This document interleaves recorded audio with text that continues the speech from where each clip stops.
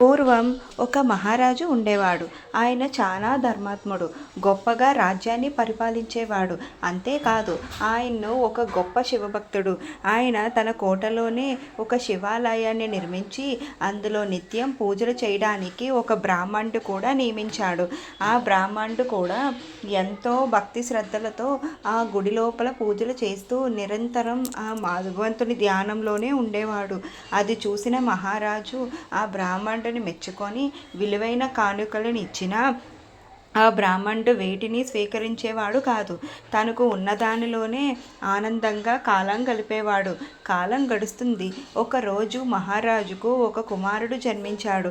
ఆ మహారాజు ఎంతో సంతోషించి అతనికి అస్త్రశస్త్ర విద్యలన్నీ నేర్పించాడు. విద్యాభ్యాసం పూర్తయిన తర్వాత రాజకుమారుణ్ణి యవ్వన వయసుకు రాగానే అతనికి ఒక అందమైన కన్యను ఇచ్చి వివాహం జరిపించారు.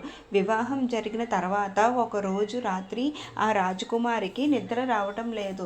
యువరాజు మాత్రం గాఢంగా నిద్రపోతున్నాడు. ఇక రాజకుమారి ఆ గదిలో అటు ఇటు తిరగడం మొదలుపెట్టింది. అలా తిరుగుతూ ఉన్న రాజకుమారికి గోడకు ఉన్న ఒక రత్నాలు పొదిగి ఉన్న కత్తి ఒకటి కనిపించింది. వెంటనే ఆ యువరాణి దానిని చేతిలోకి తీసుకుంది. ఆ కత్తి రత్నాలతో పొదిగి ఉండడం వల్ల ఒక్కసారిగా దాంట్లో నుంచి మెరుపులు మెరిశాయి. దాంతో భయపడిపోయిన యువరాణి వెంటనే దాన్ని తన చేతిలో నుంచి దూరంగా పడేసింది. ఆ కత్తి నేరుగా వెళ్ళి యువరాణి మెడపై పడి అతని మెడ తగి మరణించాడు. తన కారణంగా తన భర్త చనిపోవడంతో చాలా బాధపడింది ఆ యువరాణి. తన కారణంతో యువరాజు చనిపోయాడని తెలిస్తే తనకు మరణశిక్షణ వేస్తారని చాలా భయపడిపోయింది. ఎవ్వరికీ నిజం చెప్పకూడదని నిశ్చయించుకుంది. మరునాడు ఉదయాన్నే ఆ యువరాణి బోరున ఏడవడం మొదలుపెట్టింది. నా భర్తను ఎవరో చంపేశారు, రండి రండి అంటూ కేకలు వేసింది. ఆ కేకలు వినగానే మహారాజుతో సహా అందరూ అక్కడికి చేరుకొని ఏమైంది, ఎందుకు అలా ఏడుస్తున్నావు అని అడుగుతున్నారు. అప్పుడు ఆ యువరాణి చూడండి ఎంత ఘోరం జరిగిపోయిందో, ఎవరో వచ్చి యువరాజుని చంపి వెళ్ళిపోయారు అంటూ బోరున వెడుచుతూ చెప్పింది. తన కొడుకు మరణ వార్తను విన్న మహారాజుకు చాలా బాధేసింది. ఎవరు చంపారు, వారు ఎటు వెళ్ళారో చెప్పు, వారికి నేను మరణశిక్షణ వినిపిస్తాను అని అంటారు. అప్పుడు ఆ యువరాణి నేను అతన్ని సరిగ్గా చూడలేదు, కానీ అతను శివాలయంలోకి వెళ్ళడం మాత్రం చూశాను అని అంటుంది. వెంటనే ఆ మహారాజుతో సహా అందరూ శివాలయం వద్దకు చేరుకున్నారు. కానీ అక్కడ బ్రాహ్మణుడు పూజ చేస్తూ కనిపించాడు.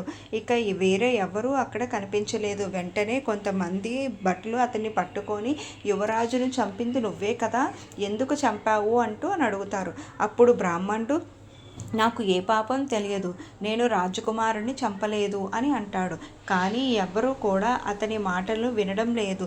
కానీ మహారాజుకు మాత్రం ఈ బ్రాహ్మణుడు చంపి ఉండకపోవచ్చు, ఇలాంటి వ్యక్తి అలాంటి దారుణమైన పని చేసి ఉండడు అని అనుకుంటాడు. కానీ అక్కడ చనిపోయింది తన కుమారుడు. ఇప్పుడు ఏం చెయ్యాలి అని ఆలోచించి ఆ బ్రాహ్మణుడితో ఇలా అంటున్నాడు, చూడు నా కుమారుని చంపినందుకు నేను నీకు మరణశిక్షను విధించాలి, కానీ నీకు మరణశిక్షను విధించలేను. అందువల్ల నేను ఏ చేతితో అయితే నా కుమారుని చంపావో ఆ చేయిను మాత్రమే నరికివేస్తాను అని చెప్పి అందరి ముందు ఆ బ్రాహ్మణుడి చేతిని నరికివేస్తాడు. ఆ మహారాజు ఇలా చేయడం వల్ల ఆ బ్రాహ్మణుడికి చాలా దుఃఖం కలిగింది. ఇక ఈ రాజు ధర్మాత్ముడు కాదు, నిర్దోషునైన నాకు శిక్షణ వేశాడు, అందువల్ల నేను ఇక్కడ ఉండకూడదు అనుకొని ఆ రాజ్యం నుండి వెళ్ళిపోయాడు. అలా వెళ్ళిన బ్రాహ్మణుడు నేను చెయ్యని తప్పుకు ఇంత ఘోరమైన శిక్ష నాకు ఎందుకు పడిందో తెలుసుకోవాలని మంచి విద్వాంసుడైన జ్యోతిష్యుడి కోసం వెతుకుతున్నాడు. అలా వెతుకుతూ ఒక గొప్ప జ్యోతిష్యుడి ఇంటికి చేరుకున్నాడు. కానీ ఆ సమయంలో జ్యోతిష్యుడు ఇంట్లో లేడు, అతని భార్య మాత్రమే ఉంది. జ్యోతిష్యుడు ఎక్కడికి వెళ్ళాడు అనే విషయం అడగగా ఆమె తన భర్తను తిట్టడం, అతను నిందన చేయడం మొదలుపెట్టింది.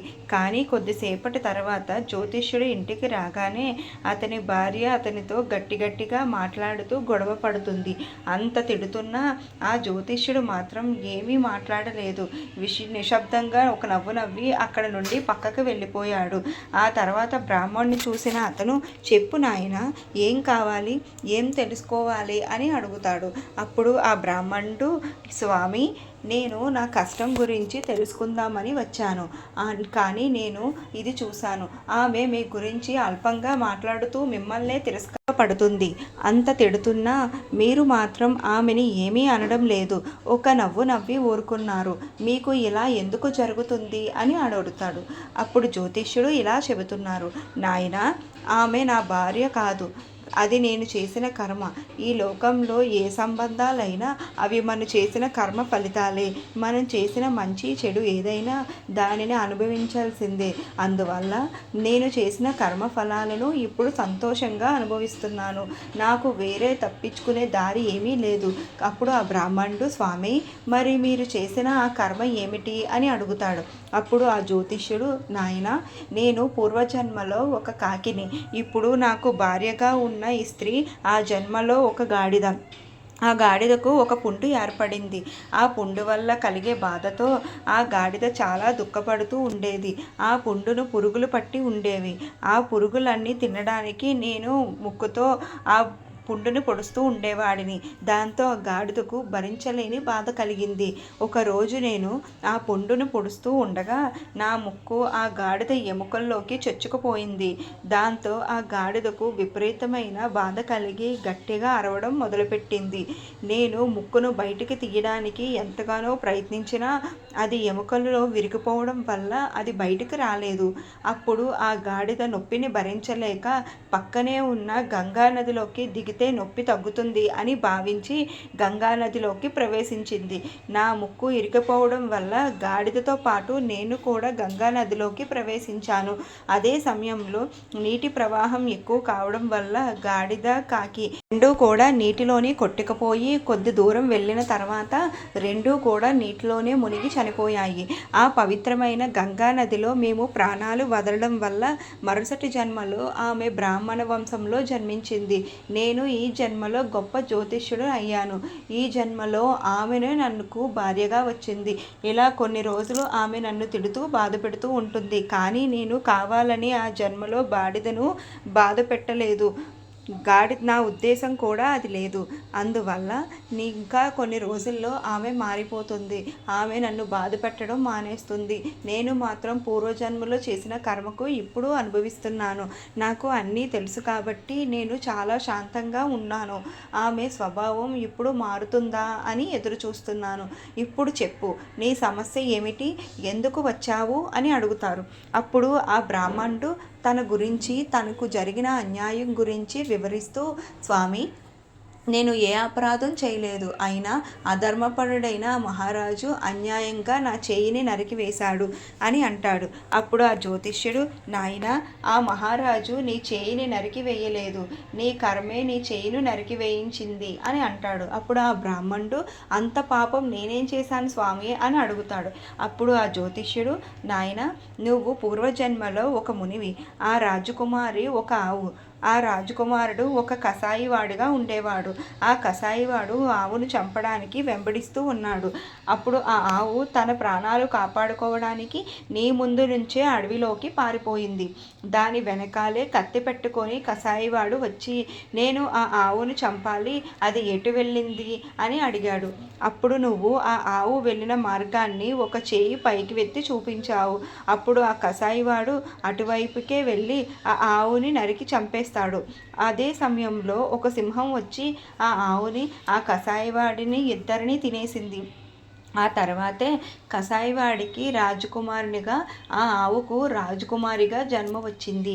ఒక రోజున పూర్వజన్మలో చేసిన కర్మల కారణంగా ఇద్దరూ మళ్ళీ కలిశారు. పూర్వజన్మలో ఆవును చంపినందుకు అదేవిధంగా రాజకుమారి చేతిలో నుంచి కత్తి జారి రాజకుమారుని తల తెగిపోయింది. ఇదంతా కూడా కర్మ ఫలితమే. నువ్వు నేను చేసేది ఏమీ లేదు. ఇక నువ్వు పూర్వజన్మలో ఒక చెయ్యితో ఆవు జాడను చూపించావు కాబట్టి నీ వల్లే ఆ ఆవు మరణించింది కాబట్టి ఆ పాపకర్మనే నీ చేయిను నరికివేసేలా చేసింది. ఇందులో నీదే దోషం ఉంది, వేరే ఎవరిది ఏమీ లేదు అని అంటాడు. ఇక చేసేదేమీ లేక చేసిన కర్మలు అనుభవించక తప్పదు అని భావించి ఆ బ్రాహ్మణుడు అక్కడి నుండి వెళ్ళిపోయాడు. చూశారు కదా. మీకు గనక ఈ వీడియో నచ్చినట్టయితే జై శ్రీకృష్ణ అని ఒక చిన్న కామెంట్ చేయండి. ఇలాంటి మరికొన్ని వీడియోస్ కోసం ఇప్పుడే మా ఛానల్ని సబ్స్క్రైబ్ చేసుకోండి. పక్కనే ఉన్న బెల్ ఐకాన్ని ప్రెస్ చేయండి. మా వీడియోని లైక్ చేయండి, షేర్ చేయండి. జై శ్రీకృష్ణ.